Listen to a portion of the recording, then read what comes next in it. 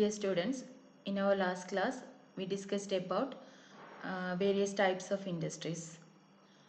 Today, we are moving to our next topic, commerce. ഈ diagram നിങ്ങൾക്ക് ഓർമ്മയുണ്ടാവും. കഴിഞ്ഞ ക്ലാസ്സിൽ നമ്മൾ ഡിസ്കസ് ചെയ്തിരുന്നു ഇതിനൊരു ഭാഗം മുഴുവനായിട്ട് ക്ലാസിഫിക്കേഷൻ ഓഫ് ബിസിനസ് ആണ്. ആ ബിസിനസ്സിൻ്റെ രണ്ട് ക്ലാസിഫിക്കേഷൻസ്, ഒന്ന് ഇൻഡസ്ട്രിയും ഒന്ന് കൊമേഴ്സുമാണ്. അതിൽ ഇൻഡസ്ട്രിയിലെ പ്രൈമറി, സെക്കൻഡറി, ടെറിട്ടറി, ദെൻ പ്രൈമറിയുടെ രണ്ട് സെക്ടറായ എക്സ്ട്രാക്റ്റീവ് ജെനറ്റിക്, ദെൻ സെക്കൻഡറിയുടെ രണ്ട് സെക്ടറായ മാനുഫാക്ചറിങ് ആൻഡ് കൺസ്ട്രക്ഷൻ, ദെൻ മാനുഫാക്ചറിങ്ങിനെ വീണ്ടും നാലായിട്ട് ഡിവൈഡ് ചെയ്തിട്ടുള്ള അനലിറ്റിക്കൽ, സിന്തറ്റിക്കൽ, പ്രോസസ്സിംഗ്, അസംബ്ലിങ്. ഇത്രയും കാര്യങ്ങൾ നമ്മൾ എന്ത് ചെയ്തിട്ടുണ്ട്, ഓൾറെഡി ഡിസ്കസ് ചെയ്ത് കഴിഞ്ഞിട്ടുണ്ട്. ഇനി നമുക്ക് പറയാനുള്ളത് കൊമേഴ്സിനെ പറ്റിയിട്ടും അതുമായിട്ട് കണക്റ്റഡ് ആയിട്ടുള്ള മറ്റ് എലമെന്റ്സ്, അല്ലെങ്കിൽ കൊമേഴ്സിനെ വീണ്ടും നമ്മൾ ട്രേഡ്, ഓക്സിലറീസ് ടു ട്രേഡ് എന്നൊക്കെ ആയിട്ട് ഡിവൈഡ് ചെയ്യുന്നു എന്നൊക്കെയുള്ള കാര്യങ്ങളാണ്. ഇതിൽ ആദ്യം നമ്മൾ പഠിക്കുന്നത് എന്താണ് കൊമേഴ്സ് എന്നാണ്. കൊമേഴ്സിനെ പറ്റി തന്നെ വളരെ വിശദമായിട്ട് നമുക്ക് പഠിക്കാനുണ്ട്. നമ്മുടെ സബ്ജക്റ്റിന്റെ പേര്, അല്ലെങ്കിൽ നമ്മൾ എടുത്തിട്ടുള്ള കോഴ്സിന്റെ പേര് എന്താണ്? +1 കൊമേഴ്സ് ആണ് അല്ലേ? അപ്പോൾ കൊമേഴ്സ് വളരെ ഇമ്പോർട്ടൻ്റ് ആണ് നമ്മളെ സംബന്ധിച്ചിടത്തോളം.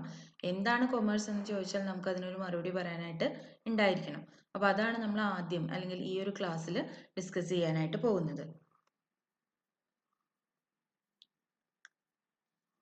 It is concerned with buying, selling and distribution of commodities, and it is an organized system for exchange of goods and services in between the businessman and the customer.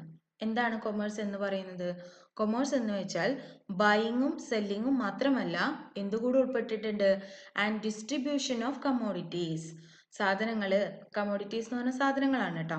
സാധനങ്ങൾ കൈമാറ്റം ചെയ്യുക, അതായത് മാനുഫാക്ചററിൽ നിന്ന് അത് കസ്റ്റമേഴ്സിലേക്ക് എത്തിക്കുക.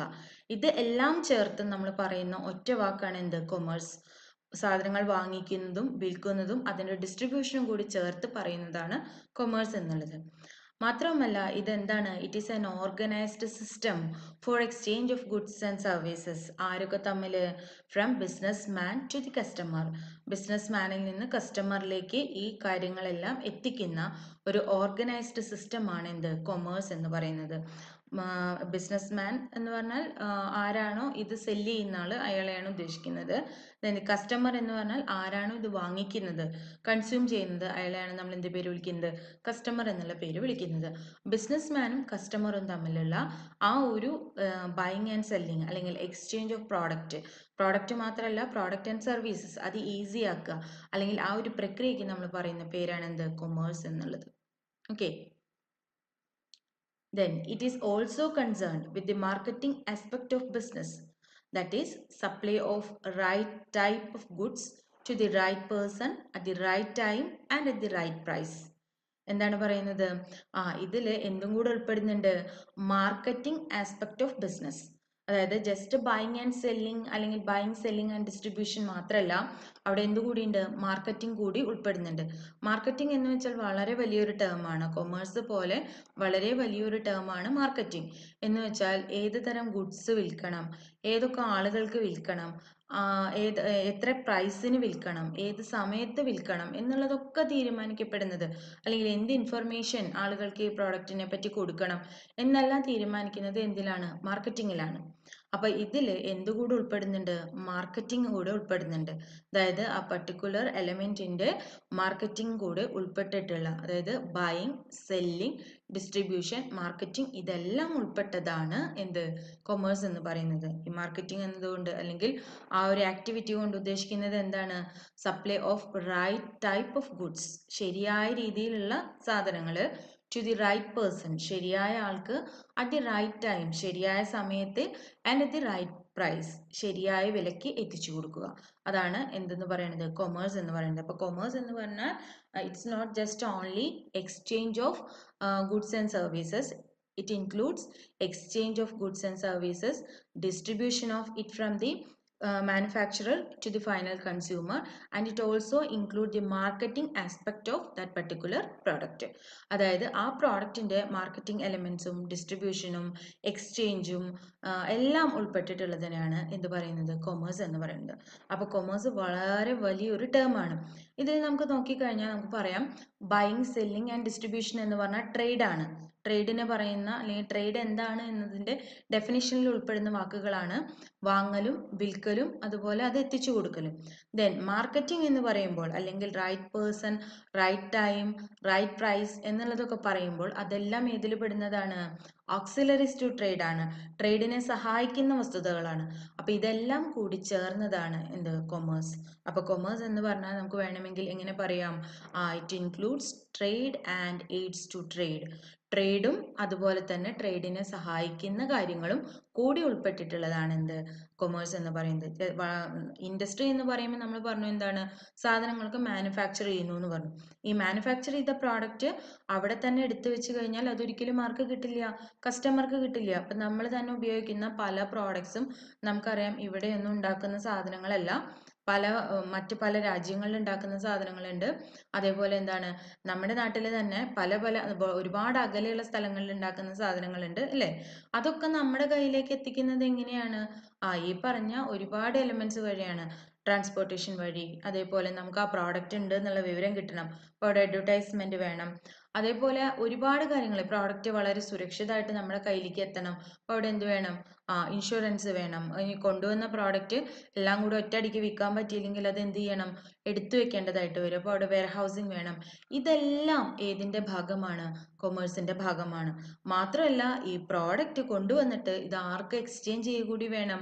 കസ്റ്റമർക്ക് എക്സ്ചേഞ്ച് ചെയ്യുക കൂടി വേണം. അപ്പോൾ കൊമേഴ്സ് എന്ന് പറഞ്ഞാൽ ട്രേഡും എയ്ഡ്സ് ടു ട്രേഡും കൂടി ചേർന്നതാണ്. അതായത് exchange of goods and services from manufacturer to consumer. അതാണ് എന്ത്? ട്രേഡ് എന്ന് പറയുന്നത്. അത് മാത്രമല്ല the elements which help to exchange that product from manufacturer to consumer. എന്തൊക്കെ എലമെന്റ്സ് ആണോ മാനുഫാക്ചററിൽ നിന്ന് കൺസ്യൂമറിലേക്ക് ഈ പ്രോഡക്റ്റ് എത്തിക്കാൻ വേണ്ടിയിട്ട് സഹായിക്കുന്നത് അതുകൂടി ഉൾപ്പെടുന്നുണ്ട്. അതിനെ പറയുന്ന പേരാണ് എയ്ഡ്സ് ടു ട്രേഡ്. അപ്പോൾ കൊമേഴ്സ് എന്ന് പറഞ്ഞാൽ ഇത് രണ്ടും കൂടി ചേർന്നതാണ്. ഓക്കെ, ദെൻ കൊമേഴ്സിൻ്റെ ഒരു ഡെഫിനിഷൻ ആയിട്ടൊന്നുമല്ല, ഒന്ന് പറഞ്ഞു എന്നുള്ളൂ, ഒന്ന് ജസ്റ്റ് വായിച്ചു വെക്കുന്നത് നല്ലതായിരിക്കും. The sum total of all those activities which are involved in the removal of hindrances in the process of exchange of goods. ഇതിലൊരു പുതിയ വാക്ക് നിങ്ങൾ കാണുന്നുണ്ടാവും. എന്താണ്? ഹിൻഡ്രൻസസ്. ഹിൻഡ്രൻസസ് എന്ന് പറഞ്ഞാൽ തടസ്സങ്ങൾ എന്നാണ് അർത്ഥം. താഴെ ഒരു പിക്ചർ തന്നിട്ടുണ്ട് അല്ലേ? കുറെ ഹഡിൽസ് വെച്ചിട്ടുണ്ട്. ഹഡിൽസ് നിങ്ങൾ കണ്ടിട്ടുണ്ടാവും. ഹഡിൽസ് പറഞ്ഞാൽ എന്താണ്? ഓടി വരിക, ദെൻ ആ ഹഡിലെടുത്ത് ചാടുക, ദെൻ വീണ്ടും ഓടുക, പിന്നെയും ചാടുക അല്ലേ? അങ്ങനെയാണ് ഹഡിൽസ് നമ്മൾ മത്സരമൊക്കെ നടത്തുന്നത്, സ്പോർട്സ് എല്ലാം ഒരു ഐറ്റമായിട്ട് കണ്ടിട്ടുള്ളത്. അതെന്താണ്? അവിടെ കുറെ ദൂരം ഓടുമ്പോൾ ഒരു ഒരു തടസ്സം മുന്നിൽ, ദെൻ അതിനെടുത്ത് ചാടിയാലേ അയാൾക്ക് അടുത്ത ദൂരം ഓടാൻ പറ്റും. ദെൻ അതിനെടുത്ത് ചാടിയാലേ അടുത്ത ദൂരം ഓടാൻ പറ്റും. അങ്ങനെയുള്ള ഹഡിൽസ് അല്ലെങ്കിൽ നമ്മളെ യാത്രയെ തടസ്സപ്പെടുത്തുന്ന കാര്യങ്ങൾ, ആ തടസ്സങ്ങളെയാണ് നമ്മൾ എന്ത് പറയുന്നത്? ഹിൻഡ്രൻസസ് എന്ന് പറയുന്നത്.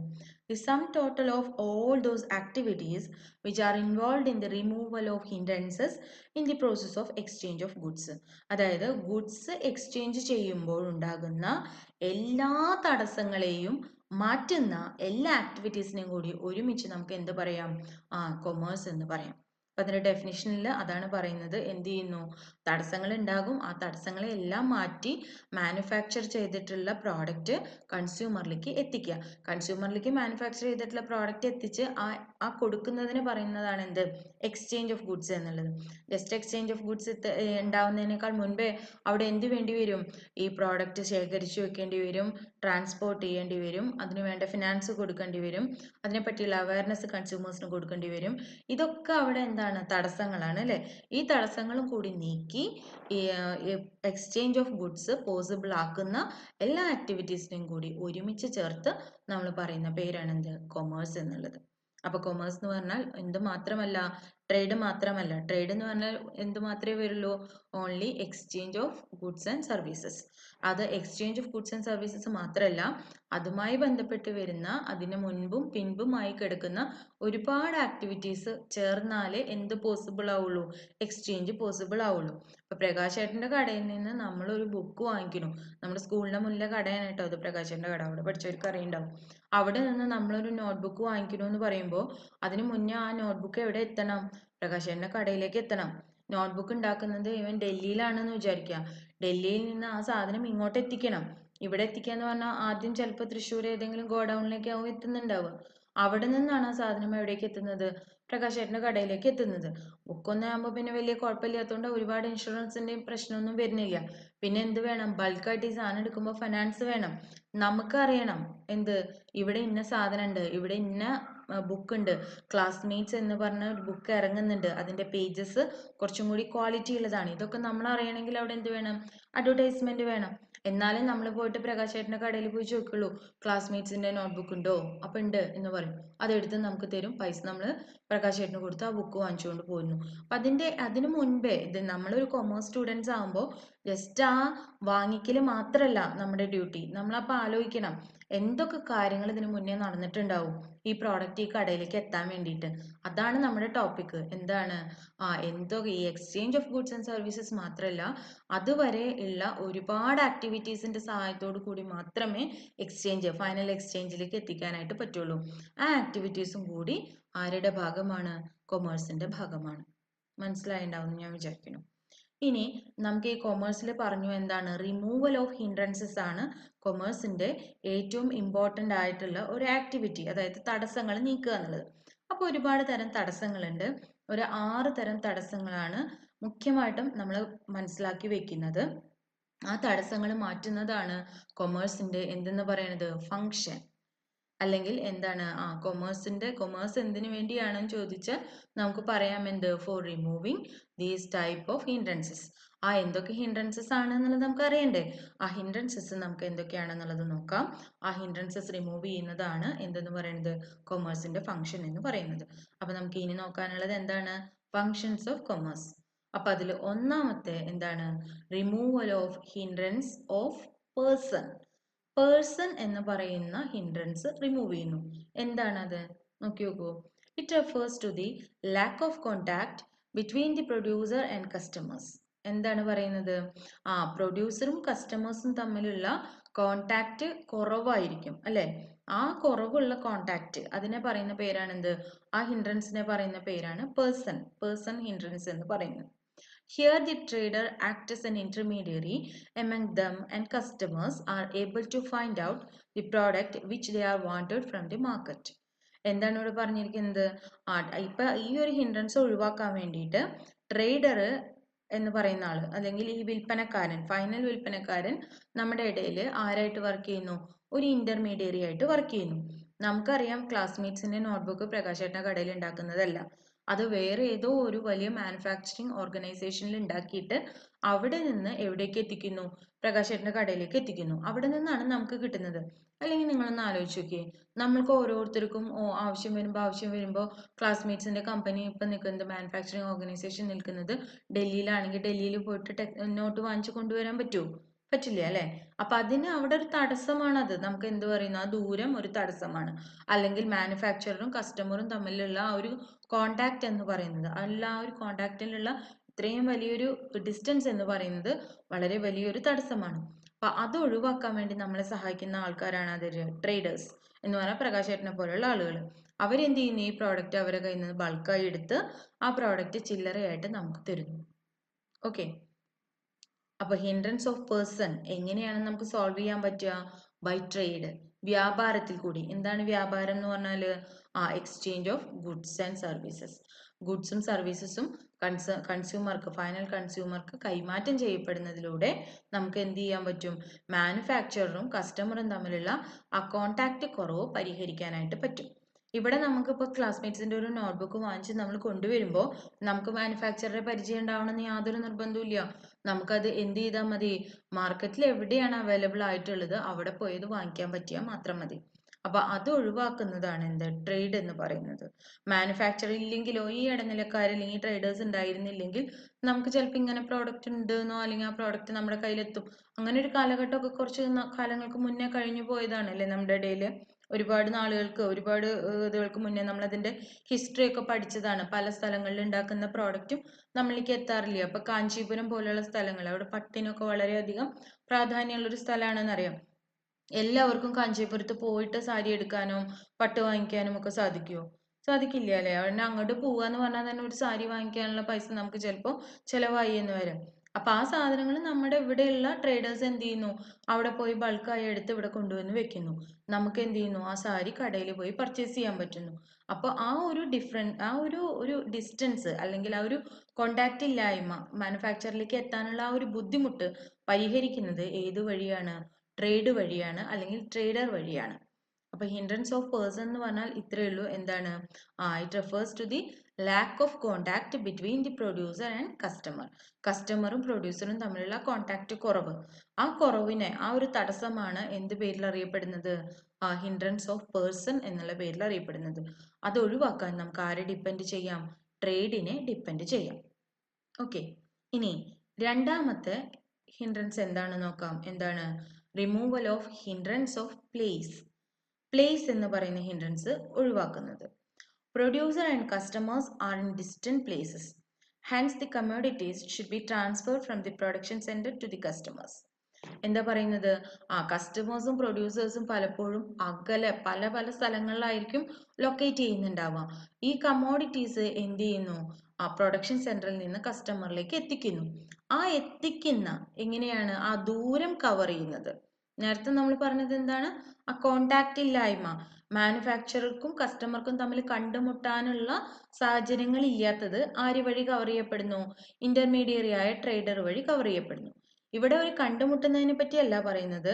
ഇപ്പൊ ഡൽഹിയിലോ ബോംബെയിലോ ഉണ്ടാക്കിയ ഒരു സാധനം കേരളത്തിലേക്ക് എത്താൻ ആ ഡിസ്റ്റൻസ് ഉണ്ടാക്കുന്ന ഹിൻഡ്രൻസ് അതെങ്ങനെ കവർ ചെയ്യാം? ഡിസ്റ്റൻസ് എങ്ങനെ കവർ ചെയ്യുക? യാത്ര ചെയ്തിട്ട് അല്ലേ? Different transporting systems are available nowadays. നമുക്കറിയാം എന്തൊക്കെ ട്രാൻസ്പോർട്ടിംഗ് സിസ്റ്റംസ് ആണ് എന്നുള്ളത്. ആ ട്രാൻസ്പോർട്ടിംഗ് സിസ്റ്റം വഴി നമ്മളിലേക്ക് ആ പ്രോഡക്റ്റ് എത്തുന്നു എന്നാണ് പറയുന്നത്. അപ്പൊ ഈ ഹിൻഡ്രൻസ് നമുക്ക് എങ്ങനെ കവർ ചെയ്യാനായിട്ട് സാധിക്കും? This problem can be solved by transportation വഴി നമുക്ക് ഈ ഒരു പ്രശ്നം പരിഹരിക്കാനായിട്ട് സാധിക്കും. ഇന്നിപ്പോൾ ലോകത്തിൽ എവിടെ ഉണ്ടാക്കുന്ന പ്രോഡക്റ്റ് ആയാലും നമുക്കത് കിട്ടാൻ യാതൊരു ബുദ്ധിമുട്ടും ഇല്ല. എയർ ട്രാൻസ്പോർട്ടിങ്ങും വാട്ടർ ട്രാൻസ്പോർട്ടിങ്ങും അതേപോലെ റോഡ് ട്രാൻസ്പോർട്ടിങ്ങും എല്ലാം വളരെ എഫിഷ്യൻ്റ് ആണ് അല്ലേ? അതുകൊണ്ട് തന്നെ ഈ പ്രോഡക്റ്റ് മിനിറ്റുകൾക്കുള്ളിൽ നമ്മളിലേക്ക് എത്തുകയാണ് ചെയ്യുന്നത്. നമ്മളിപ്പോൾ പല പ്രോഡക്റ്റും ആമസോണിലൊക്കെ ഓർഡർ ചെയ്യുമ്പോൾ നമുക്ക് കാണാൻ പറ്റും. അതിൻ്റെ ട്രാക്ക് എടുത്തു കഴിഞ്ഞാൽ, ഓർഡർ ചെയ്ത് ട്രാക്ക് എടുത്തു കഴിഞ്ഞാൽ മധ്യപ്രദേശിൽ നിന്നും അവിടുന്ന് ഇവിടുന്നൊക്കെ ആയിരിക്കും ആ സാധനം എന്ത് ചെയ്തിട്ടുണ്ടാവുക? ഡെലിവർ ചെയ്തിട്ടുണ്ടാവുക. ആ സാധനം നമ്മളിലേക്ക് എത്തുന്നത് എങ്ങനെയാണ്? ഈ ഫൈനൽ ആയിട്ടുള്ള ഈ ഏജൻസ് നമ്മുടെ വീട്ടിൽ കൊണ്ടുവന്ന് തരുന്ന ഏജൻസിന്റെ അടുത്തേക്ക് എത്തുന്നത് ത്രൂ ട്രാൻസ്പോർട്ടേഷൻ ആയിരിക്കും. ഡെലിവറി വാൻ ആയിരിക്കാം, ത്രൂ റോഡായിരിക്കാം ആ സാധനം വരുന്നത്. അല്ലെങ്കിൽ പെട്ടെന്ന് കേടാവുന്ന തരം പ്രോഡക്റ്റ് ആണ് നമ്മൾ ഓർഡർ ചെയ്ത് വെച്ചാൽ ത്രൂ എയർ ആയിരിക്കും ആ സാധനം നമ്മളിലേക്ക് എത്തുന്നത്. ഓക്കെ. ആ ഒരു ഡിഫറൻസ് അല്ലെങ്കിൽ ആ ഒരു ഡിസ്റ്റൻസ് നമുക്ക് കവർ ചെയ്യുന്നത് എങ്ങനെയാണ്? This can be solved by transportation. അപ്പൊ രണ്ടാമത്തെ ഹിൻഡ്രൻസ് ഓഫ് പ്ലേസ് എന്ന് പറയുന്നത് സോൾവ് ചെയ്യപ്പെടുന്നത് ആര് വഴിയാണ്? ട്രാൻസ്പോർട്ടേഷൻ വഴിയാണ്. ഓക്കെ. ഇനി മൂന്നാമത്തെ ഹിൻഡ്രൻസ് എന്താണ്? Removal of hindrance of risk. Risk എന്ന് പറഞ്ഞാൽ എന്താണ്? നഷ്ടസാധ്യത എന്നാണ് റിസ്കിന്റെ മലയാളം വാക്ക് കേട്ടോ. Goods and properties of business are subject to various risks such as fire, theft, damage, etc.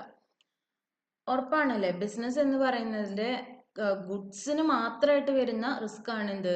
Fire ഉണ്ടാവാം, തെഫ്റ്റ് ഉണ്ടാവാം, ഡാമേജസ് ഉണ്ടാവാം, അതേപോലെ എന്താണ്? സ്ട്രൈക്ക് ഉണ്ടാവാം. ഒക്കെ കാരണങ്ങളാണ്. ഫയർ എന്ന് പറഞ്ഞാൽ തീപിടുത്തം, തെഫ്റ്റ് എന്ന് പറഞ്ഞാൽ എന്താണ്? മോഷണം, ഡാമേജസ് പ്രോഡക്റ്റ് കൊണ്ടുവരുമ്പോൾ ഇപ്പോൾ ഒന്നും വേണ്ട, നമ്മൾ ഒരു 10 കോഴിമുട്ട വാങ്ങിക്കാൻ പച്ചക്കറി കടയിൽ പോയി മുട്ട വാങ്ങിച്ച് ഇങ്ങോട്ട് വരുമ്പോഴേക്കും ഒന്നോ രണ്ടോ സാധനങ്ങൾ അതിൻ്റെ കൂടെ വാങ്ങിച്ചു, അല്ലെങ്കിൽ അത് കൊണ്ടുവരുമ്പോൾ ഒന്ന് തട്ടിക്കഴിഞ്ഞാൽ എന്തുണ്ടാവും? ഒന്നോ രണ്ടോ എണ്ണം പൊട്ടാനുള്ള സാധ്യതയുണ്ട് അല്ലേ? ഇതേ എല്ലാ സാധ്യതയും ഏതിലുണ്ട്? ഇത്രയും ദൂരം നിന്ന് ഈ പ്രോഡക്റ്റ് കയറ്റി ട്രാൻസ്പോർട്ടേഷൻ വഴി നമ്മളിലേക്ക് എത്തിക്കുമ്പോൾ ഉണ്ടാവാനുള്ള സാധ്യതയുണ്ട്. അപ്പൊ അങ്ങനെയുള്ള റിസ്ക് അതൊക്കെ നഷ്ടസാധ്യതയാണ്. പ്രോഡക്റ്റ് നാശമായി കഴിഞ്ഞാൽ നമ്മൾ വാങ്ങിക്കുമോ? നാശമായ ഒരു പ്രോഡക്റ്റ് വാങ്ങിക്കാൻ സാധ്യതയില്ല അല്ലെ? എന്തെങ്കിലും ഡാമേജ് ഉണ്ടെങ്കിൽ നമ്മൾ ആ സാധനം പരമാവധി പണം കൊടുത്ത് വാങ്ങിക്കാനായിട്ട് ശ്രമിക്കില്ല. ഇപ്പൊ നമ്മൾ എന്തെങ്കിലും സാധനം വാങ്ങിക്കാൻ പോകുമ്പോൾ ആദ്യം അത് തിരിച്ചും മറിച്ചും ഒക്കെ നോക്കും. പ്രത്യേകിച്ച് ഗ്ലാസിന്റെ അല്ലെങ്കിൽ പൊട്ടുന്ന ടൈപ്പ് മൺപാത്രങ്ങളൊക്കെ വാങ്ങിക്കുകയാണെങ്കിൽ തട്ടിയും കൊട്ടിയും ഒക്കെ നോക്കി ഒരു കേടുമില്ല എന്ന് ഉറപ്പിച്ചിട്ടേ നമ്മൾ വാങ്ങും. ഒരു ചെറിയ മിസ്റ്റേക്ക് ഉണ്ടെങ്കിൽ നമ്മളത് അവർക്ക് തന്നെ തിരിച്ചു കൊടുക്കുകയാണ് ചെയ്യുന്നത്. അത് അവരെ സംബന്ധിച്ച് എന്താണ്? നഷ്ടമാണ്. ആ നഷ്ടം കവർ ചെയ്യാനായിട്ട് ഉള്ള എന്ത് ഹിൻഡ്രൻസ്, എന്ത് ഇതാണ് റെമഡിയാണ് കൊമേഴ്സിൽ ഉള്ളത് എന്നുള്ളത് നമുക്ക് നോക്കാം. എന്താണ് ആ remedy? They can be protected by insurance. Insurance വെച്ചിട്ടാണ് നമ്മൾ എന്ത് ചെയ്യുന്നത്, ഇത് പ്രൊട്ടക്റ്റ് ചെയ്യുന്നത്. ഇൻഷുറൻസ് എന്ന് പറഞ്ഞാൽ എന്താണ്, നിങ്ങൾക്ക് എല്ലാം അറിയുണ്ടാവും. നമുക്ക് പലതരം ഇൻഷുറൻസുകളുണ്ട് അല്ലേ. അതായത് ഈ റിസ്ക് കവർ ചെയ്യുന്നതിന് അല്ലെങ്കിൽ നഷ്ടസാധ്യത ഒഴിവാക്കുന്നതിന് വേണ്ടി നമുക്ക് അവൈലബിൾ ആയിട്ടുള്ള ഒരുപാട് തരം ഇൻഷുറൻസുകൾ ഉണ്ട്. ആ റിസ്ക് കവർ ചെയ്യുന്നതിന് നമ്മൾ പറയുന്ന പേരാണ് എന്ത്, ഇൻഷുറൻസ് എന്നുള്ളത്. പോളിസി എടുക്കുകയാണ് ചെയ്യുന്നത്. ചിലപ്പോൾ ലൈഫിനാണ് എങ്കിൽ ലൈഫ് ഇൻഷുറൻസ് പോളിസി എടുക്കുന്നു, അല്ല പ്രോഡക്റ്റുകൾക്കാണെങ്കിൽ ജനറൽ ഇൻഷുറൻസ് പോളിസി എടുക്കുന്നു. ജനറൽ ഇൻഷുറൻസ് തന്നെ പലതരത്തിലുണ്ട്. ഇപ്പോൾ ഒരു വണ്ടി വാങ്ങിച്ചു കഴിഞ്ഞാൽ ആക്സിഡന്റിൽ നിന്ന് രക്ഷയ്ക്ക് വേണ്ടിയിട്ടുള്ള ഇൻഷുറൻസ് എടുക്കണം, തേർഡ് പാർട്ടി ഇൻഷുറൻസ് എടുക്കണം, മറ്റൊരാൾ ഇടിച്ചു കഴിഞ്ഞാൽ അയാൾക്ക് കവറേജ് കിട്ടുന്ന ഇൻഷുറൻസ്. ഓർഗനൈസേഷൻസ് ആണെങ്കിൽ ഫയർ ഇൻഷുറൻസ് എടുക്കും, തെഫ്റ്റ് ഇൻഷുറൻസ് എടുക്കും. അങ്ങനെ ഒരുപാട് ഇൻഷുറൻസുകൾ നമുക്ക് ഉണ്ട്. ഇതൊക്കെ വിശദമായിട്ട് പഠിക്കാനുണ്ട്. അപ്പോൾ ഈ ഇൻഷുറൻസ് ആണ് നമ്മളെ ഈ റിസ്ക് കവർ ചെയ്യാൻ സഹായിക്കുന്ന ഒരു റെമഡി എന്ന് പറയുന്നത്. ഓക്കെ, അതാണ് മൂന്നാമത്തെ ഹിൻഡ്രൻസ് എന്ന് പറയുന്നതും അത് കവർ ചെയ്യാനുള്ള ആസ്പെക്റ്റും. ദെൻ നാലാമത്തത് എന്താണ് നോക്കാം. എന്താണ്, removal of hindrance of time. സമയം എന്ന് പറയുന്ന തടസ്സത്തിന് ഒഴിവാക്കാൻ. എന്താ സമയം? നോക്കി നോക്കൂ. There may be a gap between the production and consumption as the production is carried out in an anticipation of future demands. എന്ത് വരാൻ സാധ്യതയുണ്ട്? പ്രൊഡക്ഷനും കൺസംഷനും തമ്മിൽ ഒരു ഡിഫറൻസ് വരാനുള്ള സാധ്യതയുണ്ട്. അതായത് ഒരു സാധനം പ്രൊഡ്യൂസ് ചെയ്താൽ അത് അപ്പം തന്നെ ഉപയോഗിച്ച് പോകണമെന്ന് യാതൊരു നിർബന്ധമില്ല. ഫോർ എക്സാമ്പിൾ ബാഗുകൾ, സ്കൂൾ ബാഗുകൾ നിങ്ങൾ ശ്രദ്ധിച്ചു നോക്കൂ. മിക്കവാറും ഇതിന് ഏറ്റവും കൂടുതൽ കൺസംഷൻ വരുന്നത് എപ്പോഴാണ്? മെയ്യില് ജൂണിലൊക്കെയാണ് നമ്മൾ സാധാരണയായിട്ട് ബാഗുകൾ ഒരുപാട് വാങ്ങിക്കുന്നത് അല്ലേ. സ്കൂൾ തുറക്കുന്നതായതുകൊണ്ട് ആ സമയത്ത് കുട്ടികൾക്ക് പുതിയ ബാഗ് വാങ്ങിക്കുക, കുട വാങ്ങിക്കുക, ചെരുപ്പ് വാങ്ങിക്കുക, ഇതൊക്കെ നാട്ടുനടപ്പുള്ള കാര്യങ്ങളാണ്. എന്ന് വെച്ചാൽ ആ ബാഗ് കൊണ്ടുപോയി ബാഗ് എന്തെങ്കിലും ഒരു കാരണവശാൽ പൊട്ട് അല്ലെങ്കിൽ തീ പിടിക്കുക എന്തെങ്കിലുമൊക്കെ ചെയ്ത് എന്തെങ്കിലും പ്രശ്നം ഉണ്ടായി പിന്നെ അത് തീരെ ഉപയോഗിക്കാൻ പറ്റാതെ ആയാൽ നമ്മൾ ഇടയിൽ പോയിട്ട് വീണ്ടും ബാഗ് വാങ്ങില്ലേ. ബാഗിന്റെ കടയിൽ ചെല്ലുമ്പോൾ അയ്യോ ഈ ബാഗ് ഇല്ല കേട്ടോ, ഇത് മെയ്യിലും ജൂണിലും മാത്രമേ കിട്ടുള്ളൂ എന്ന് പറയാറുണ്ടോ അവര് നമ്മുടെ അടുത്ത്? ഇല്ല അല്ലെ. അവരെന്ത് ചെയ്യും, നമുക്ക് വേറെ തരം ബാഗുകൾ കാണിച്ചു തരും. അപ്പൊ ബാഗ് ആ ഒരു മെയ് മാസത്തേക്ക് വേണ്ടി മാത്രമാണോ ഉണ്ടാക്കുന്നത്? ഇപ്പോഴത്തെ സാഹചര്യം നോക്കിയേ. ഇക്കഴിഞ്ഞ ജൂണിൽ സ്കൂൾ തുറക്കുമെന്ന് വിചാരിച്ചിട്ട് ഏതൊക്കെ ഓർഗനൈസേഷൻസ് ഇതേപോലെ സ്കൂബിയുടെ അത് ഇത് എന്നൊക്കെ പറഞ്ഞിട്ട് ഒരുപാട് ബാഗുകൾ നമ്മൾ കാണാറുണ്ട്. അതൊക്കെ അവർ മാനുഫാക്ചർ ചെയ്ത് ഇവിടെ കൊണ്ടുവന്ന് വെച്ചിട്ടുണ്ടാവില്ലേ. കടക്കാരാണെങ്കിൽ ഏപ്രിൽ മെയ് ആകുമ്പോഴേക്കും തിരക്കാവും എന്നൊക്കെ വിചാരിച്ചിട്ട് ഈ സാധനങ്ങളൊക്കെ എടുത്ത് കൊണ്ടുവന്ന് വെച്ചിട്ടുണ്ടാവും. അപ്പോഴേക്കും അല്ലെ കൊറോണ മാർച്ച് അവസാനത്തോട് കൂടിയാണല്ലോ നമുക്ക് അതിന്റെ ഭീകരത മനസ്സിലായപ്പോഴേക്കും ഏപ്രിൽ മെയ് ഒക്കെ ആയിട്ടുണ്ട്. കൊറോണ വന്നു, ഈ ഒരു സമയം നമുക്ക് സ്കൂൾ തുറന്നില്ല. ഈ ഒരു കൊല്ലത്തേക്ക് വേണ്ടി ഉണ്ടാക്കിയിട്ടുള്ള ബാഗൊക്കെ ഇനി അവരെന്താ ചെയ്യുക, കത്തിച്ചു കളയോ? അവർ പൈസ കൊടുത്ത് വാങ്ങിച്ചു വെക്കുന്നതാണ് അല്ലേ കടക്കാര്. അപ്പൊ അവരെന്ത് ചെയ്യും, അതൊരു സ്ഥലത്ത് സൂക്ഷിച്ചു വെക്കും. ആ സൂക്ഷിച്ചു വെക്കുന്നത് വളരെ ഹ്യൂജ് ക്വാണ്ടിറ്റി ആണെങ്കിൽ ആ സൂക്ഷിച്ചു വെക്കുന്ന സ്ഥലം, അതിന് പറയുന്ന പേരാണിത് വെയർ ഹൗസസ്. സൂക്ഷിച്ച് സംഭരണശാലകൾ, അവിടെ കൊണ്ടുപോയി അത് സൂക്ഷിച്ചു വെക്കും. എന്നിട്ട് നെക്സ്റ്റ് ജൂൺ ആവുമ്പോൾ അല്ലെങ്കിൽ അടുത്ത അക്കാഡമിക് ഇയറിൽ സ്കൂൾ തുറക്കുന്ന സമയമായപ്പോൾ ഈ പ്രോഡക്റ്റുകളൊക്കെ ആദ്യം എവിടേക്ക് വന്നു തുടങ്ങും? മാർക്കറ്റിലേക്ക് വന്നു തുടങ്ങും. അപ്പൊ നമുക്ക് എപ്പോഴും പ്രൊഡക്ഷൻ ഇന്ന സമയത്തിന് വേണ്ടി മാത്രമാണെന്ന് വിചാരിച്ചിട്ട് നടത്താൻ പറ്റില്ല. പ്രൊഡക്ഷൻ ഇയറിൽ ത്രൂ ഔട്ട് നടന്നുകൊണ്ടിരിക്കും. പക്ഷെ കൺസംഷൻ ചിലപ്പോൾ ഒരു പ്രത്യേക കാലങ്ങളിൽ കേന്ദ്രീകരിച്ചിട്ട് മാത്രമായിരിക്കും നടക്കുന്നുണ്ടാവും. കൺസംഷൻ എന്ന് പറഞ്ഞാൽ ഉപയോഗം ചില പ്രത്യേക കാലങ്ങളിൽ കേന്ദ്രീകരിച്ച് മാത്രമായിരിക്കും നടക്കുന്നുണ്ടാവുക. ഭാവിയിൽ ഡിമാൻഡ് ഉണ്ടാവും എന്ന് വിചാരിച്ചിട്ട് നമ്മൾ ഇപ്പോഴേ പ്രോഡക്റ്റുകൾ ചിലപ്പോൾ എന്ത് ചെയ്ത് വെക്കും, കൂടുതലായിട്ട് ഉണ്ടാക്കി വെച്ചു എന്നും വരാം. അപ്പൊ ഇങ്ങനെയുള്ള കാര്യങ്ങൾ, അപ്പൊ ആ ടൈമാണ് അവിടെ പ്രശ്നം അല്ലേ. ഉണ്ടാക്കുന്ന സമയവും കൺസ്യൂം ചെയ്യുന്ന സമയവും തമ്മിൽ വരുന്ന വ്യത്യാസം. ആ സമയം എന്ന് പറയുന്ന ആ ഒരു ഹിൻഡ്രൻസ്, ആ ഒരു തടസ്സത്തിന് മറികടക്കാൻ നമ്മളെ സഹായിക്കുന്ന സ്റ്റോറേജ് യൂണിറ്റ്, അതിന് നമ്മൾ പറയുന്ന പേരാണ് എന്ത്? Wear houses. ദെൻ അതിൽ സൂക്ഷിക്കുന്നതിന് പറയുന്ന പേരാണ് എന്ത്? Wear housing. അപ്പൊ ടൈം എന്ന് പറയുന്ന ഹിൻഡ്രൻസിനെ നമുക്ക് എങ്ങനെ സോൾവ് ചെയ്യാം? Through warehousing. വെയർ ഹൗസസിൽ അത് സൂക്ഷിച്ചു വെക്കാം. അടുത്ത ഡിമാൻഡ് വരുന്ന സമയത്ത് വീണ്ടും ആ പ്രോഡക്റ്റ് നമുക്ക് വെയർ ഹൗസിൽ നിന്ന് എടുത്ത് ഷോപ്പിൽ കൊണ്ടുവന്ന് വെച്ച് കവർ ചെയ്യാനായിട്ട് സാധിക്കും. മനസ്സിലായോ? അപ്പൊ ഹിൻഡ്രൻസ് ഓഫ് ടൈം എന്ന് പറഞ്ഞാൽ എന്താണ്? Gap between the production and consumption of the product. ആ പ്രോഡക്റ്റ് ഉണ്ടാക്കുന്നതും കൺസ്യൂം ചെയ്യുന്നതും തമ്മിലുള്ള ആ ഒരു ടൈമില് അല്ലെങ്കിൽ ആ ഒരു പീരീഡിൽ വരുന്ന വ്യത്യാസം, ആ വ്യത്യാസം കവർ ചെയ്യാൻ നമ്മളെ സഹായിക്കുന്നത് എന്താണ്? Can be covered through storage. ആ സ്റ്റോറേജിന് അല്ലെങ്കിൽ ആ ഒരു ആക്ടിവിറ്റിക്ക് നമ്മൾ പറയുന്ന പേരാണ് എന്ത്? Wear housing. ഓക്കെ, ദെൻ നമുക്ക് അഞ്ചാമത്തെ ഹിൻഡ്രൻസ് എന്താണെന്ന് നോക്കാം. Removal of hindrance of knowledge. Knowledge എന്ന് പറഞ്ഞാൽ എന്താണ്? അറിവ് അല്ലേ? അറിവ് എന്ന് പറയുന്നത് ചില സമയങ്ങളിൽ നമുക്ക് എന്തായിട്ട് വരാം? തടസ്സമായിട്ട് വരാം. അറിവില്ലായ്മയാണ് ഉദ്ദേശിക്കുന്നത്. ഒരു പ്രോഡക്റ്റിനെ പറ്റി അറിഞ്ഞാലേ നമുക്ക് ആ പ്രോഡക്റ്റിനെ പറ്റിയിട്ട് ചോദിക്കാനായിട്ട് സാധിക്കുള്ളൂ. അപ്പൊ ആ ഒരു ഹിൻഡ്രൻസ് നമുക്ക് എങ്ങനെ കവർ ചെയ്യാം എന്നാണ് പറയുന്നത്. എങ്ങനെയാണ്? Knowledge of customers about the products and services offered by business organisations is a major problem in business. ബിസിനസ്സിലെ ഏറ്റവും വലിയൊരു പ്രോബ്ലമാണ് എന്ത്? കസ്റ്റമേഴ്സ് നമ്മുടെ പ്രോഡക്റ്റിനെ കുറിച്ചും സർവീസിനെ കുറിച്ചും ഒക്കെ അറിയുക എന്നുള്ളത്. ആ അറിവില്ലായ്മ കവർ ചെയ്യാനായിട്ട് നമുക്ക് എങ്ങനെ സാധിക്കും? എങ്ങനെയാണ് ആ ഹിൻഡ്രൻസ് റിമൂവ് ചെയ്യാൻ സാധിക്കുക? ഇവിടെ കൊടുത്തിട്ടുള്ള ഒരു പരസ്യം വളരെ പ്രധാനപ്പെട്ടതാണ് അല്ലെ? കണ്ടു കഴിഞ്ഞാൽ എന്താണ്? പിസ്സ ഹട്ടിന്റെ പരസ്യമാണ്. Buy one get one offer. അപ്പൊ നമുക്ക് ഈ ഓഫർ അറിയില്ല എന്ന് വിചാരിക്കുക. നമ്മൾ വേറെ ഏതെങ്കിലും സ്ഥാപനത്തിൽ പോയിട്ട് ഇപ്പൊ 2 3 പിസ്സ നമുക്ക് വേണം. അപ്പം നമ്മൾ പോയിട്ട് 3 പിസ്സ പൈസ കൊടുത്ത് വാങ്ങിക്കേണ്ടി വരും. അതേസമയം ഇങ്ങനെ ഒരു ഓഫർ ഉള്ള സമയത്ത് പിസ്സ ഹട്ടിൽ പോവുകയാണെങ്കിൽ എന്ത് ചെയ്താൽ മതി? ഒരെണ്ണം വാങ്ങുമ്പോൾ ഒരെണ്ണം ഫ്രീ കിട്ടും. അപ്പൊ നമുക്ക് 2 എണ്ണം വാങ്ങിയാൽ എത്ര എണ്ണം കിട്ടും? 4 പിസ്സ കിട്ടും. ലാവിഷായിട്ട് കഴിക്കാൻ പറ്റും അല്ലേ? ഇങ്ങനെ ഈ കാര്യങ്ങളൊക്കെ ഉണ്ട് എന്നുള്ളത് നമ്മൾ അറിയണ്ടേ? അറിയാൻ വേണ്ടി നമ്മളെ സഹായിക്കുന്ന എലമെന്റ് ആണ് എന്ത്? അഡ്വർടൈസിങ്, പരസ്യങ്ങൾ. ഇന്ന് നമ്മൾ ഏറ്റവും കൂടുതൽ നമ്മുടെ കണ്ണിൽ കൂടിയും ചെവിയിൽ കൂടിയും ഒക്കെ കയറി ഇറങ്ങി പോകുന്നത് എന്താണ്? പരസ്യങ്ങളാണ്. പലതരം ബിസ്ക്കറ്റുകളെ പറ്റിയിട്ട്, പലതരം ടിവിയെ പറ്റിയിട്ട്, പലതരം സ്വർണ്ണാഭരണശാലകളെ പറ്റിയിട്ട് ഒക്കെ നമുക്ക് അറിയാം ഇന്ന്. എങ്ങനെ അറിയുന്നത്? ഈ പറഞ്ഞ അഡ്വർടൈസിങ് മുഖാന്തരമാണ്. ഏറ്റവും കൂടുതൽ അഡ്വർടൈസിങ് നമ്മളെ ഇമ്പാക്ട് ചെയ്യുന്നത് ഏത് വഴിയാണ്? ദൃശ്യ മാധ്യമങ്ങളിൽ കൂടിയാണ്. ടിവിയിൽ കൂടിയൊക്കെ കാണിക്കുന്ന പരസ്യങ്ങളാണ് നമ്മളെ കൂടുതൽ ആഴത്തില് വന്ന് തൊടുന്നത് അല്ലേ? നമുക്ക് കാഴ്ചകൾ കാണാൻ പറ്റും. എന്നാ പ്രോഡക്റ്റ് ഒന്ന് എടുത്ത് ഒന്ന് യൂസ് ചെയ്ത് നോക്കിയാലോ എന്ന് നമുക്ക് തോന്നിയെന്ന് വരും. അപ്പോൾ ഈ നോളജ് എന്ന് പറയുന്ന, അറിവില്ലായ്മ എന്ന് പറയുന്ന ആ ഒരു പ്രശ്നം റിമൂവ് ചെയ്യാനായിട്ട് നമ്മൾ ഉപയോഗിക്കുന്നതാണ് എന്ത്? ഈ ഒരു അഡ്വർടൈസ്മെന്റ് എന്ന് പറയുന്നത്.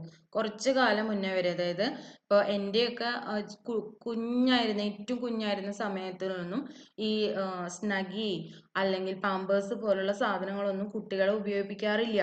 നമ്മളിവിടെയൊക്കെ അമ്മമാരെന്ത് ചെയ്യുക? സാധാരണ തുണി വെച്ച് കുട്ടി കവർ ചെയ്ത് കൊടുക്കും. കുട്ടി മൂത്രമൊഴിച്ച് കഴിഞ്ഞാൽ ആ തുണി മാറ്റി നന്നായി വൃത്തിയാക്കി പുതിയൊരു തുണി കുട്ടിക്ക് ഇട്ട് കൊടുക്കുകയാണ് ചെയ്യുക. രാത്രിയിൽ പലപ്പോഴും അമ്മമാരെ ഉറക്കം കെടുത്തുന്ന ഏറ്റവും വലിയൊരു എലമെന്റ് ആണ് ഈ സാധനം അല്ലേ? അത് കുട്ടി ഇടയ്ക്കിടയ്ക്ക് ഇങ്ങനെ മൂത്രം ഒഴിച്ചുകൊണ്ടിരിക്കും. കുഞ്ഞുണ്ണിയാകുമ്പോൾ പാല് കുടിക്കലും മൂത്രം ഒഴിക്കലും വേറെ പണിയൊന്നും ഇല്ലല്ലോ. ഇത് തന്നെയാവും ഉണ്ടാവുക. അപ്പൊ എന്തുണ്ടാവുക? അമ്മ ഇടയ്ക്കിടയ്ക്ക് എഴുന്നേറ്റ് ഈ തുണി മാറ്റണം. പിന്നെ ഈ തുണി മുഴുവൻ പിറ്റേ ദിവസം കഴുകണം, ഉണക്കണം. മഴക്കാലമൊക്കെ ആയ ഭയങ്കര ബുദ്ധിമുട്ടായി ആകെ പ്രശ്നമായിരുന്ന ഒരു സമയമായിരുന്നു. ഇപ്പോഴത്തെ അമ്മമാർ എപ്പോഴും തുണിയാണോ കുട്ടിയെ ഉടുപ്പിക്കുന്നത്? ഇപ്പോൾ പല അമ്പലങ്ങളിലും നമ്മൾ കാണാറുണ്ട്. എന്താണ്? 6 മാസത്തിന് താല 6 മാസം കുഞ്ഞു കുട്ടികളെ നമ്മൾ ശ്രീകോവിലേക്ക് കൊണ്ടുവരരുത്. കുട്ടികൾ മൂത്രമൊഴിച്ചു കഴിഞ്ഞാൽ അവിടെ ശുദ്ധി കലശം എന്ന് പറഞ്ഞൊരു പ്രക്രിയയുണ്ട്. അത് നടത്തണം. അതിനുള്ള പണം അവരുടെ പാരൻസ്, ഈ കുട്ടിയുടെ പാരൻസ് കൊടുക്കേണ്ടി വരുന്നു. ഇന്നിപ്പോൾ അതൊന്നും ഒരു പ്രശ്നമല്ല. കാരണം എന്താ? കുട്ടി മൂത്രമൊഴിച്ചാലും ഒരു തുള്ളി പോലും താഴെ പോവില്ല. നമുക്ക് പാമ്പേഴ്സ് ഉണ്ട്, സ്നഗി ഉണ്ട്. ഇതൊക്കെ നമ്മൾ എങ്ങനെയാ മനസ്സിലാക്കിയേ? Through advertisement. പരസ്യങ്ങളിൽ ഇങ്ങനെ കാണിക്കുകയാണ് അമ്മ സുഖമായിട്ട് ഉറങ്ങണു, കുട്ടി സുഖമായിട്ട് ഉറങ്ങണു. പിന്നെ നമ്മൾ ഓടുക ഈ സാധനം വാങ്ങിക്കാൻ വേണ്ടിയിട്ട് അല്ലേ? ഒരു പ്രശ്നവുമില്ല. അപ്പൊ ഈ അഡ്വർടൈസ്മെന്റ്സ് ആണ് നമുക്ക് എന്ത് തരുന്നത്? ഈ പ്രോഡക്റ്റുകളെ പറ്റിയുള്ള അറിവ് തരുന്നത്, അറിവില്ലായ്മ എന്നുള്ള പ്രശ്നം പരിഹരിച്ചു തരുന്നത്. ഓക്കെ, ഇനി നമുക്ക് ലാസ്റ്റ് ഹിൻഡ്രൻസ് എന്താണെന്ന് നോക്കാം. എന്താണത്? Removal of hindrance of finance. പണം ഏറ്റവും വലിയ ഹിൻഡ്രൻസ് ആണ് കേട്ടോ അത്, പണം എന്ന് പറയുന്നത് അല്ലേ? ഏതൊരു ബിസിനസ് തുടങ്ങണമെങ്കിലും പല ആളുകളുടെ മനസ്സിലും ഒരുപാട് ഐഡിയകൾ ഉണ്ടാവും. പക്ഷെ ഈ ഐഡിയകളൊക്കെ റിയൽ ആവണമെങ്കിൽ അവരുടെ കയ്യിൽ എന്ത് വേണം? പൈസ വേണം. ആ പൈസ കിട്ടുന്നത് ചിലർക്ക് ഭാഗ്യവശാൽ വീട്ടിൽ നിന്ന് തന്നെ ആ പൈസ എടുക്കാനായിട്ട് ഉണ്ടാകും. പലപ്പോഴും നമ്മൾ ബിസിനസ്സിനൊക്കെ ആവശ്യമുള്ള പണം ശേഖരിക്കുന്നത് എങ്ങനെയാണ്? ലോണുകളും മറ്റു കാര്യങ്ങളൊക്കെ എടുത്തിട്ടാണ്. ഈ ലോൺ എവിടുന്ന കിട്ടുന്നത്? ഫിനാൻഷ്യൽ ഓർഗനൈസേഷൻസിൽ നിന്ന് അല്ലെങ്കിൽ ബാങ്കുകളിൽ നിന്ന് അല്ലേ? അപ്പൊ capital formation is a major problem of organisation. Capital ഉണ്ടാക്കുക, അതായത് ബിസിനസ് തുടങ്ങാൻ വേണ്ട ഇനീഷ്യേറ്റീവ് എടുക്കുമ്പോൾ അതിന് വേണ്ട ആ ഒരു ഫസ്റ്റ് മണി ക്രിയേറ്റ് ചെയ്യുക എന്നുള്ളതാണ് ഓർഗനൈസേഷൻസിനെ സംബന്ധിച്ച് ഏറ്റവും ഇമ്പോർട്ടൻ്റ് ആയിട്ടുള്ള പ്രശ്നം. Businessman need exchange of money between different person at different places. ഇത് മാത്രമല്ല, ബിസിനസ് തുടങ്ങി കഴിഞ്ഞാലോ ബിസിനസ് മാൻ എന്ത് ചെയ്യേണ്ടി വരും? നമ്മുടെ പൈസ മറ്റൊരാൾക്ക് കൊടുക്കേണ്ടി വരും. അയാൾ ചിലപ്പോൾ ഉത്തർപ്രദേശിലോ മഹാരാഷ്ട്രയിലോ കഴിയുന്ന ആളായിരിക്കും. അയാൾക്ക് എക്സ്ചേഞ്ച് ചെയ്യണം. അയാളുടെ കയ്യിൽ നിന്ന് ഇങ്ങോട്ട് കിട്ടേണ്ടി വരും. അങ്ങനെ അങ്ങോട്ടും ഇങ്ങോട്ടും കൊടുക്കലും വാങ്ങലൊക്കെ ഉണ്ടായി എന്ന് വരും. ആ പൈസ അങ്ങോട്ടും ഇങ്ങോട്ടും കൊടുക്കുന്നത്. ഇതൊക്കെയാണ് ഈ ഫിനാൻസുമായി ബന്ധപ്പെട്ട് ഉണ്ടാകാൻ സാധ്യതയുള്ള തടസ്സം എന്ന് പറയുന്നത്. അത് നമുക്ക് എങ്ങനെയാണ് കവർ ചെയ്യുന്നത്? This problem can be solved by banking.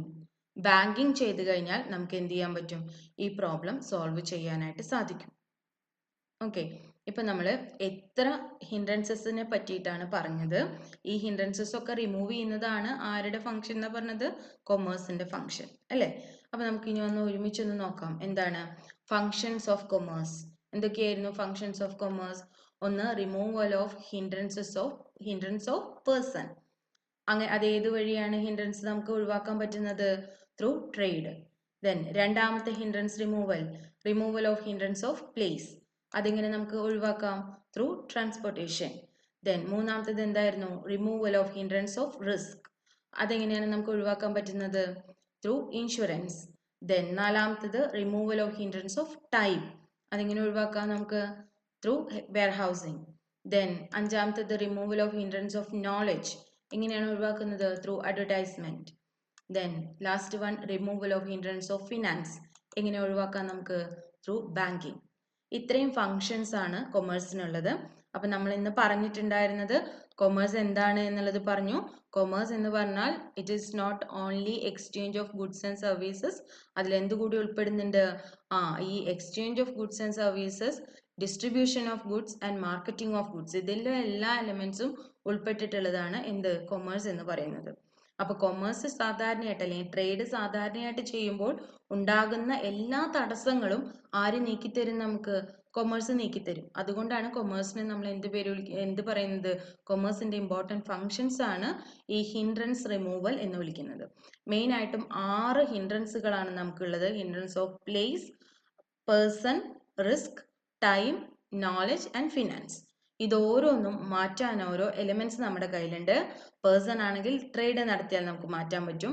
Place ആണെങ്കിൽ ട്രാൻസ്പോർട്ടേഷൻ വഴി, റിസ്ക് ആണെങ്കിൽ ഇൻഷുറൻസ് വഴി, ടൈം ആണെങ്കിൽ വെയർ ഹൗസിംഗ് വഴി, ദെൻ നോളജ് ആണെങ്കിൽ അഡ്വർടൈസിംഗ് വഴി, ഫിനാൻസ് ആണെങ്കിൽ ബാങ്കിങ് വഴി. ഫങ്ഷൻസ് ഓഫ് കൊമേഴ്സ് മനസ്സിലായിട്ടുണ്ടാവും എന്ന് ഞാൻ വിചാരിക്കുന്നു. ഇനി നമുക്ക് ഇതുമായിട്ട് ബന്ധപ്പെട്ട് ഒരു ഐറ്റം കൂടെ പറയാനായിട്ടുണ്ട്. നമ്മുടെ ഗവൺമെന്റ് ഓഫ് ഇന്ത്യയിലെ ഏറ്റവും ഇമ്പോർട്ടൻ്റ് ആയിട്ടുള്ള ഒരു പുതിയൊരു പ്രൊജക്റ്റിനെ പറ്റിയിട്ടാണ് ഇനി പറയാൻ പോകുന്നത്. Make in India. എന്താണ് മേക്ക് ഇൻ ഇന്ത്യ എന്ന് പറഞ്ഞാൽ? ആ വാക്കിന്റെ അർത്ഥം തന്നെ എന്താണ്? ഇന്ത്യയിൽ ഉണ്ടാക്കൂ. അത് തന്നെയാണ് ആ പ്രൊജക്റ്റ് കൊണ്ട് ഉദ്ദേശിക്കുന്നത്. ഇന്ത്യയിൽ വന്ന് നിങ്ങൾ സാധനങ്ങൾ ഉണ്ടാക്കൂ, എന്നിട്ട് അത് ഈ ലോകത്തിന്റെ എവിടെ വേണമെങ്കിലും കൊണ്ടുപോയി വിറ്റോളൂ എന്നാണ് ഗവൺമെന്റ് ആരോട് പറയുന്നത്? ഡിഫറെന്റ് ഓർഗനൈസേഷൻസിനോട്. അതായത് നിങ്ങൾ ഈ രാജ്യത്ത് ഈ ലോകത്തിന്റെ എവിടെ നിൽക്കുന്നു എന്നുള്ളത് ഞങ്ങൾക്ക് വിഷയമല്ല. എന്ത് ചെയ്താൽ മതി? ഇന്ത്യയിൽ വരിക, ഇന്ത്യയിൽ വന്നിട്ട് സാധനങ്ങൾ മാനുഫാക്ചർ ചെയ്യുക, എന്നിട്ട് അത് ലോകത്തിന്റെ എവിടെ വേണമെങ്കിലും നിങ്ങൾ കൊണ്ടുപോയിട്ട് വിറ്റോളൂ എന്നാണ് പറയുന്നത്. പ്രൈം മിനിസ്റ്റർ നരേന്ദ്രമോദി ഓഗസ്റ്റ് 15-ന് നമ്മുടെ ഇൻഡിപെൻഡൻസ് ഡേ സെലിബ്രേഷൻ 2014 നടക്കുന്ന സമയത്താണ് ഈ ഒരു പദ്ധതി കൃത്യമായിട്ട്, അല്ലെങ്കിൽ അതിൻ്റെ ഒരു ഒബ്ജക്റ്റീവ് കൃത്യമായിട്ട് അനൗൺസ് ചെയ്തിട്ടുള്ളത്. അദ്ദേഹം അന്ന് പറഞ്ഞത്, I want to tell the people of the whole world, come make in India, come and manufacture in India, go and sell in any country of the world, but manufacture here. We have skill, talent, discipline, and the desire to do something. We want to give the world an opportunity that come make in India. എന്താ പറഞ്ഞത്? ഇന്ത്യയിലേക്ക് വരൂ, ഇന്ത്യയിൽ വന്ന് സാധനങ്ങൾ നിങ്ങൾ ഇവിടെ ഉണ്ടാക്കൂ. നിങ്ങൾ ലോകത്തിന്റെ എവിടെ നിൽക്കുന്നു എന്നുള്ളത് ഞങ്ങൾക്ക് പ്രശ്നമല്ല. ഇന്ത്യയിൽ വന്ന് ഇന്ത്യയിൽ മാനുഫാക്ചർ ചെയ്യൂ, ഇന്ത്യയിൽ വെച്ച് സാധനങ്ങൾ ഉണ്ടാക്കൂ, എന്നിട്ട് നിങ്ങൾ അത് ഈ ലോകത്തിന്റെ എവിടെ വേണമെങ്കിലും കൊണ്ടുപോയി വിറ്റോളൂ. കാരണം ഞങ്ങൾക്ക് എന്തുണ്ട്? സ്കില്ലുണ്ട്, ടാലന്റ് ഉണ്ട്, ഡിസിപ്ലിൻ ഉണ്ട്, ആഗ്രഹങ്ങളുണ്ട്. ഇതെല്ലാം ഇവിടെയുണ്ട്. ഇതെല്ലാം വെച്ച് ഞങ്ങൾ നിങ്ങൾക്ക് പ്രോഡക്റ്റ് ഉണ്ടാക്കാനായിട്ട് സഹായിക്കാം. എന്താണ് ഇതുകൊണ്ട് ഉദ്ദേശിക്കുന്നത്? മേക്ക് ഇൻ ഇന്ത്യ എന്ന് പറഞ്ഞാൽ ഇവിടെ വന്ന് ഓർഗനൈസേഷൻസ് മാനുഫാക്ചർ ചെയ്യാനായിട്ട് തുടങ്ങും. സ്വാഭാവികമായിട്ടും ഇവിടെ മാനുഫാക്ചറേഴ്സ് വരുമ്പോൾ അവരെന്ത് ചെയ്യും? പണം ഇവിടെ ഒരു മാനുഫാക്ചറിങ് യൂണിറ്റ് തുടങ്ങുമ്പോൾ ഇവിടെ ഇൻവെസ്റ്റ് ചെയ്യും. മാത്രമല്ല അത് ഒരുപാട് എംപ്ലോയ്മെന്റ് ഓപ്പർച്യൂണിറ്റീസ് നമുക്ക് തരും. മാത്രമല്ല ഒരു സ്ഥാപനം ഒരു സ്ഥലത്ത് തുടങ്ങിക്കഴിഞ്ഞാൽ സ്വാഭാവികമായിട്ടും അതിൻ്റെ ഡെവലപ്മെന്റ്സ് ആ ഒരു ഫുൾ ഏരിയയെ മൊത്തം അല്ലെ മൊത്തമായിട്ട് ബാധിക്കും. അപ്പോൾ എല്ലാ ടെറിട്ടറി സെക്ടേഴ്സും നമ്മുടെ എല്ലാ റോഡുകളും അല്ലെങ്കിൽ എല്ലാ ട്രാൻസ്പോർട്ടിങ് എലമെന്റ്സും അങ്ങനെയുള്ള എല്ലാ സാധനങ്ങളും എന്താവും ഭയങ്കര പവർഫുൾ ആവും. അതുകൊണ്ടാണ് ഗവൺമെന്റ് മേക്ക് ഇൻ ഇന്ത്യ എന്ന് പറഞ്ഞൊരു പദ്ധതിക്ക് രൂപം കൊടുത്തിട്ടുള്ളത്. Department of promotion industry and internal trade എന്ന് പറഞ്ഞിട്ടുള്ള ഒരു ഇതിനാണ് അതിന്റെ മെയിൻ ആയിട്ടുള്ള ചാർജ്. മാത്രമല്ല ministry of commerce and industry കൂടി ചേർന്നാണ് ദെൻ ഗവൺമെന്റ് ഓഫ് ഇന്ത്യ. ഈ മൂന്ന് സ്ഥാപനങ്ങൾ അല്ലെങ്കിൽ ഈ രണ്ട് സ്ഥാപനങ്ങളും ഇന്ത്യയെ ഗവൺമെന്റും കൂടി കൈകോർത്ത് പിടിച്ചാണ് മേക്ക് ഇൻ ഇന്ത്യ എന്ന് പറയുന്ന ഒരു സാധനം നമ്മുടെ ഇന്ത്യ ഒരു ലോഗോ അല്ലെങ്കിൽ അങ്ങനെ ഒരു നയം ഇവിടെ സ്വീകരിച്ചിട്ടുള്ളത്. മെയിനായിട്ടും ഇതിന്റെ ഉദ്ദേശം എന്താണ്? മാനുഫാക്ചറേഴ്സിനെ ഇന്ത്യയിലേക്ക് അട്രാക്ട് ചെയ്യുക, അവരെ കൊണ്ട് ഇവിടെ ഇൻവെസ്റ്റ് ചെയ്യിപ്പിക്കുക, ഇവിടുത്തെ എംപ്ലോയ്മെന്റ് ഓപ്പർച്യൂണിറ്റീസ് കൂട്ടുക, ഇവിടെയുള്ള ആളുകളുടെ ടാലൻസും കാര്യങ്ങളൊക്കെ അതിൽ കൂടുതലായിട്ട് ഉപയോഗിക്കുക. അതിനെ തുടർന്ന് വരുന്ന സെക്കൻഡറി ആൻഡ് ടെറിട്ടറി ഇൻഡസ്ട്രീസിലെല്ലാം ഡെവലപ്മെന്റ് വരും. ഡാമുകൾ വരും, ബ്രിഡ്ജുകൾ വരും അല്ലേ? അങ്ങനെയുള്ള ഒരുപാട് ഡെവലപ്മെന്റ്സ് ഉണ്ടാവും. ആ ഡെവലപ്മെന്റ്സ് എല്ലാം നമുക്ക് നമ്മുടെ രാജ്യത്ത് ഉണ്ടാക്കാനായിട്ട് പറ്റും. ഇവിടെ ഉണ്ടാക്കുന്ന പ്രോഡക്റ്റ് ലോകത്തിന്റെ എവിടെ വേണമെങ്കിൽ നിങ്ങൾ കൊണ്ടുപോയി വിറ്റോളൂ, ആ ലാഭം നിങ്ങൾ എടുത്തോളൂ, മാനുഫാക്ചർ ചെയ്യാൻ മാത്രമായിട്ട് ഇന്ത്യയിലേക്ക് വരൂ എന്നാണ് പറയുന്നത്. നോക്കിക്കോളൂ, make in India is an initiative launched by the government of India on 25th September 2014. 2014 September 25-നാണ് ഒഫീഷ്യലി മേക്ക് ഇൻ ഇന്ത്യ എന്ന് പറയുന്ന project government of India launch ചെയ്തിട്ടുള്ളത്. ആ ഓഗസ്റ്റ് 15-ന് തന്നെ നമ്മൾ എന്ത് ചെയ്തിട്ടുണ്ട്? ഈ മേക്ക് ഇൻ ഇന്ത്യ എന്ന് പറയുന്ന ആശയം എന്താണ് എന്ന് അന്നത്തെ സ്വാതന്ത്ര്യദിന സന്ദേശത്തിന്റെ കൂടെ നമ്മുടെ പ്രൈം മിനിസ്റ്റർ അനൗൺസ് ചെയ്തിട്ടുണ്ടായിരുന്നു കേട്ടോ. It is to encourage national as well as multinational companies to manufacture their products in India.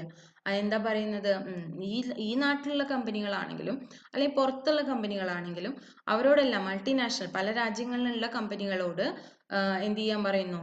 ഇന്ത്യയിൽ വന്ന് മാനുഫാക്ചർ ചെയ്യാനാണ് ആവശ്യപ്പെടുന്നത്. അതിന്റെ ലോഗോ ആണ് നിങ്ങൾ ആ കാണുന്നത്, ഒരു സിംഹം. അതിന്റെ ഉള്ളില് കുറെ എന്താണ് ഇത് മറ്റേ ചക്രങ്ങളുടെയും ഇതിന്റെയൊക്കെ ഫോട്ടോസ് നിങ്ങൾ കൊടുത്തിട്ടുണ്ട്. അതൊക്കെ വെച്ചിട്ട് ക്രിയേറ്റ് ചെയ്തിട്ടുള്ള അല്ലെങ്കിൽ മെഷീനറികൾ കൊണ്ട് ക്രിയേറ്റ് ചെയ്തിട്ടുള്ള ഒരു സിംഹത്തിന്റെ ഫോട്ടോ ആണ്. അതിൽ മേക്ക് ഇൻ ഇന്ത്യ, ഇതാണ് മേക്ക് ഇൻ ഇന്ത്യ എന്ന് പറയുന്ന പ്രോജക്റ്റിന്റെ ലോഗോ കേട്ടോ. അപ്പൊ ഇങ്ങനെ ഒരു പ്രോജക്റ്റ് ഇവിടെ ഇന്ത്യയിൽ ലോഞ്ച് ചെയ്തു. ഇത് ഏറ്റവും ന്യൂവസ്റ്റ് പ്രോജക്റ്റ് ആണ്. ക്വസ്റ്റ്യൻ വരാൻ സാധ്യതയുള്ള ഒരു ഏരിയ ആണ്, നന്നായി മനസ്സിലാക്കിയിട്ട് പോകണം. Then the major objectives behind the Make in India initiative are job creation and skill enhancement in 25 sectors of the economy, which are as follows. പ്രധാനമായിട്ടും 25 ഏരിയകളിൽ നമ്മുടെ സ്കില്ല് വളർത്തിയെടുക്കുക, അതുപോലെ തന്നെ ആളുകൾക്ക് ജോബ് ഓപ്പർച്യൂണിറ്റീസ് ക്രിയേറ്റ് ചെയ്യുക എന്നുള്ളതാണ് മേജർ ഒബ്ജക്റ്റീവ്, മേക്ക് ഇൻ ഇന്ത്യയുടെ major objective ആയിട്ട് പറയുന്നത്. ആ 25 പ്രോജക്ട്സ് അല്ലെങ്കിൽ ഏരിയകൾ നമ്മളിവിടെ കൊടുത്തിട്ടുണ്ട്. അതിൽ പ്രധാനപ്പെട്ട ഏരിയകൾ ഒന്ന് ഓട്ടോമൊബൈലാണ്, ബയോടെക്നോളജി, ഡിഫൻസ്, അതേപോലെ എന്താണ് ഫാർമസ്യൂട്ടിക്കൽസ്, ദെൻ അതുപോലെ ടെക്സ്റ്റൈൽ ആൻഡ് ഗാർമെന്റ്സ്, അതേപോലെ എന്താണ് construction, electronic system, IT sector, electrical machinery, chemicals, ഇങ്ങനെയുള്ള കുറേ കാര്യങ്ങൾ ഇതിൽ നിങ്ങൾ നോക്കിക്കഴിഞ്ഞാൽ നിങ്ങൾക്ക് മനസ്സിലാക്കാൻ എളുപ്പമുള്ള ഒരുപാട് ഏരിയകൾ നിങ്ങൾക്ക് ഇതിൽ കാണാൻ പറ്റും. 25 എണ്ണം പഠിക്കണം എന്നല്ല പറയുന്നത്. 25 എണ്ണത്തിൽ നിന്ന് ഒരു 5 എണ്ണമോ 6 എണ്ണമോ എങ്കിലും നിങ്ങൾ നന്നായി മനസ്സിലാക്കി വെച്ചിരിക്കണം. അപ്പൊ മേക്ക് ഇൻ ഇന്ത്യ എന്ന് പറയുന്ന പ്രോജക്റ്റ് ഇത്രയേ ഉള്ളൂ. എന്താണ്? ഇന്ത്യയിലേക്ക് വന്ന് ഇവിടെ ഉണ്ടാക്കാൻ, ഇവിടെ വെച്ച് സാധനങ്ങൾ ഉണ്ടാക്കൂ, എന്നിട്ട് നിങ്ങൾ പുറത്ത് എവിടെ വേണമെങ്കിൽ കൊണ്ടുപോയി വിറ്റോളൂ. ഇവിടെ വന്ന് ഉണ്ടാക്കുമ്പോൾ ഇവിടെ ഒരു മാനുഫാക്ചറിങ് യൂണിറ്റ് വേണം. അപ്പൊ സ്വാഭാവികമായിട്ട് അവരുടെ ഇൻവെസ്റ്റ്മെന്റ് ഇവിടെ വരും. ദെൻ ഇൻവെസ്റ്റ് ചെയ്യുക മാത്രമല്ല, ഇവിടെ ഉണ്ടാക്കുമ്പോൾ ഇവിടെ എന്ത് വേണ്ടി വരും? ഇവിടെയുള്ള ആളുകളെ ജോലിക്കായിട്ട് വെക്കേണ്ടി വരും. അപ്പൊ എംപ്ലോയ്മെന്റ് ഓപ്പർച്യൂണിറ്റീസ് കൂടും, ഇവിടെയുള്ള ആളുകളുടെ സ്കില്ല് ഡെവലപ്പ് ചെയ്യും അല്ലേ?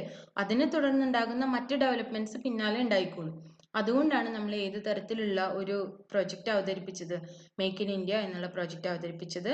അത് 2014 സെപ്റ്റംബർ 25-നാണ് അത് ലോഞ്ച് ചെയ്തിട്ടുള്ളത്. നന്നായി ശ്രദ്ധിക്കണം, ഏറ്റവും പുതിയ ഒരു പ്രൊജക്റ്റ് ആണ് പറയുന്നത്.